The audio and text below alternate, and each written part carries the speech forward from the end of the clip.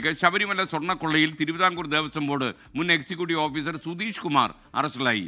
ദ്വാരപാലകരുടെ ശില്പങ്ങളുടെ പാളികൾ സ്വർണം പൊതിഞ്ഞതാണെന്ന് അറിഞ്ഞിട്ടും രേഖകളിൽ അത് ചിമ്പു പാളികൾ എന്ന് രേഖപ്പെടുത്തിയത് ഈ വിദ്വാനാണെന്നാണ് അന്വേഷണ സംഘം കണ്ടെത്തിയിരിക്കുന്നത്.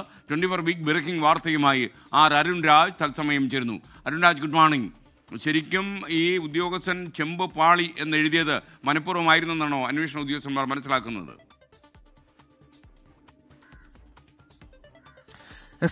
Good morning.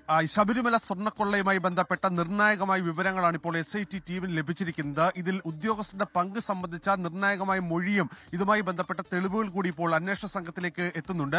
ശബരിമല മുൻ എക്സിക്യൂട്ടീവ് ഓഫീസറായ സുധീഷ് കുമാർ, സുധീഷ് കുമാറിന്റെ അറിവോടുകൂടിയാണ് ഈ സ്വർണം പൊതിഞ്ഞ ഈ പാളികൾ അത് പുറത്തേക്ക് ചെമ്പെന്ന് രേഖപ്പെടുത്തി പോയത്. അതിൽ സുധീഷ് കുമാറിന് ബോധപൂർവമായ ഇടപെടൽ സുധീഷ് കുമാറിന്റെ ഭാഗത്തു നിന്നുണ്ടായി എന്നുള്ളതാണ് അന്വേഷണ സംഘം മനസ്സിലാക്കുന്നത്. അന്വേഷണ സംഘത്തിന്റെ നിഗമനം ഇങ്ങനെയാണ്: ദ്വാരകപാല ശില്പങ്ങളിലെ പാളികൾ സ്വർണം പൊതിഞ്ഞാണെന്ന് അറിഞ്ഞിട്ടും രേഖയുള്ളത് ചെമ്പെന്ന് കാട്ടിയാണ് സുധീഷ് കുമാർ ഇത് പുറത്തേക്ക് കൊണ്ടുപോയത്.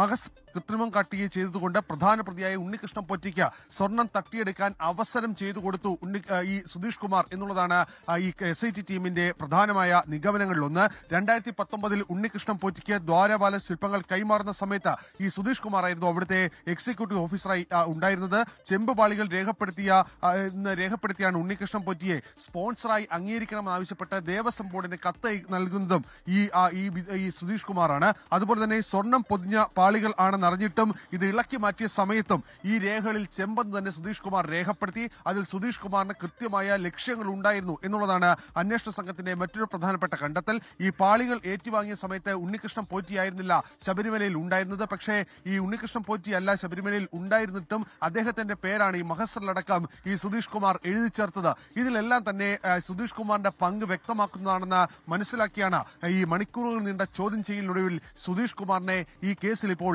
അറസ്റ്റ് ചെയ്തിരിക്കുന്നത്. ഈ കസ്റ്റഡിയിലേക്ക് എടുക്കുമ്പോൾ സുധീഷ് കുമാറിൽ നിന്ന് കൂടുതൽ വിവരങ്ങൾ കൂടി തേടാൻ കഴിയും എന്നുള്ള പ്രതീക്ഷയാണ് ഇപ്പോൾ SITക്കുള്ളത്. ഈ സ്വർണം മോഷ്ടിക്കാൻ മുരാരി ബാബുവിനോടൊപ്പം ഒരു വ്യക്തമായ വിലയിരുത്തൽ കൂടി ഇപ്പോൾ അന്വേഷണ സംഘത്തിനുണ്ട്. അങ്ങനെ ഈ കേസുമായി ബന്ധപ്പെട്ട് മറ്റൊരു ദേവസ്വം ബോർഡിലെ ഉദ്യോഗസ്ഥൻ കൂടി ഈ പ്രതിപ്പട്ടികയിൽ അറസ്റ്റിലാകുന്നു എന്നുള്ളതാണ് ഏറെ പ്രധാനപ്പെട്ട കാര്യം. ഈ സ്വർണം ആണെന്നറിഞ്ഞിട്ട് ചെമ്പെന്ന് രേഖപ്പെടുത്തി പുറത്തേക്ക് കടത്തുന്നു.